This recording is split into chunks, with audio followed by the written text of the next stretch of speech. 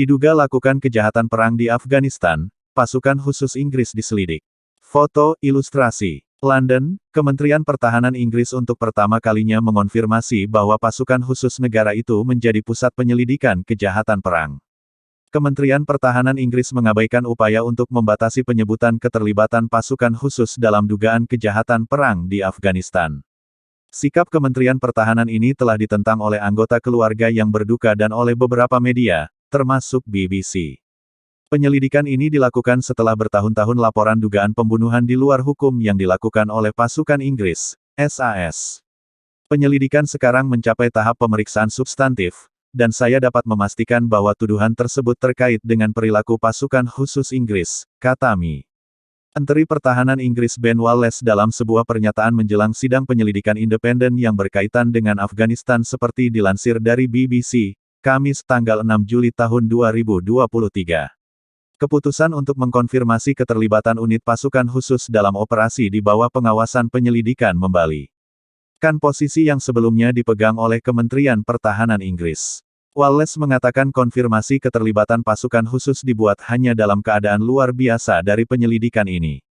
Di luar konteks yang sangat spesifik ini, konfirmasi semacam itu tidak boleh dilihat untuk mengubah posisi lama pemerintah ini, dan pemerintah sebelumnya, untuk tidak mengomentari pengerahan atau aktivitas pasukan khusus Inggris, katanya.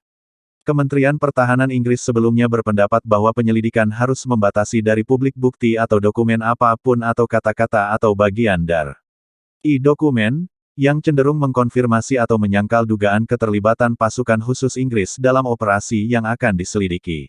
Tetapi pada hari Senin, kurang dari 48 jam sebelum mereka dijadwalkan untuk memperdebatkan kasus di depan Ketua Penyelidikan, Lord Justice Haddon Keefe, pengacara Kementerian Pertahanan menulis kepada penyelidik dengan mengatakan bahwa kementerian mengusulkan untuk membatalkan bagian dari aplikasi Mi.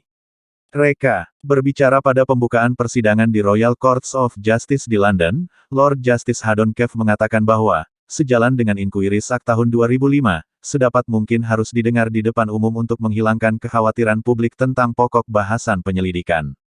Tetapi ketua mengakui bahwa beberapa bukti perlu didengarkan dalam audiensi tertutup, karena masalah keamanan nasional. Tugas penting adalah menyeimbangkan pertimbangan yang bersaing demi kepentingan publik, katanya. Seorang juru bicara Kementerian Pertahanan mengatakan, tidak pantas bagi Kementerian Pertahanan untuk mengomentari kasus-kasus yang berada dalam lingkup penyelidikan hukum dan terserah kepada tim penyelidikan hukum, yang dipimpin oleh Lord Justice Haddon Keefe, untuk menentukan tuduhan mana diselidiki.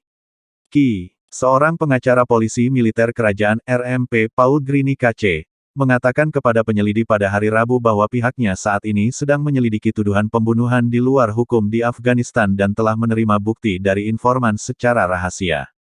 Menekankan pentingnya melanjutkan penyelidikannya tanpa mengesampingkan potensi penuntutan, dan menghindari mengecilkan hati informan baru untuk melapor, RMP mengatakan sedang mengupayakan pembatasannya sendiri di sekitar 3 bidang utama, hal-hal yang berkaitan dengan penyelidikan yang sedang berlangsung, identitas pelapor rahasia, dan teknik dan metode rahasia yang digunakan oleh RMP sejauh ini dalam penyelidikannya.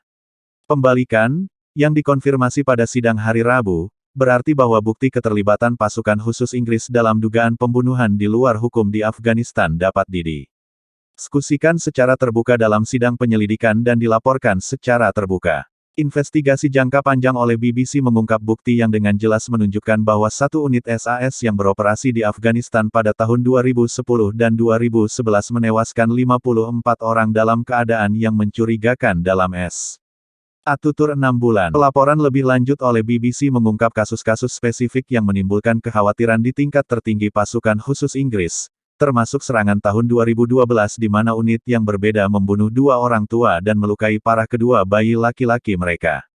Kementerian Pertahanan Inggris masih mengejar permintaan untuk semua personel pasukan khusus yang terlibat dalam operasi di Afghanistan untuk secara otomatis diberikan anonimitas, dan untuk semua bukti saksi tentang operasi itu sendiri diadakan dalam audiensi tertutup, jauh dari keluarga yang berduka dan publik. Pengacara Kementerian Pertahanan, Brian Altman KC, juga mengatakan bahwa kementerian bermaksud untuk mempertahankan kebijakan tidak mengkonfirmasi atau menyangkal sehubungan dengan penamaan unit atau subunit pasukan khusus Inggris tertentu, dengan alasan bahwa identifikasi elemen kekuatan tertentu akan menimbulkan risiko terhadap kemampuan dan operasi di masa depan.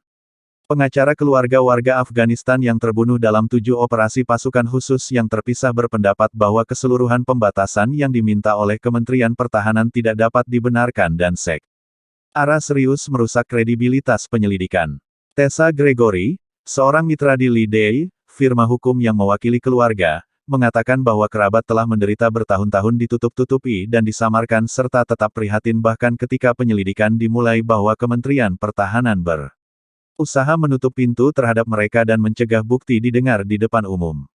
Keluarga yang berduka sekarang menaruh kepercayaan mereka pada penyelidikan untuk mengungkap kebenaran, ujar Gregory.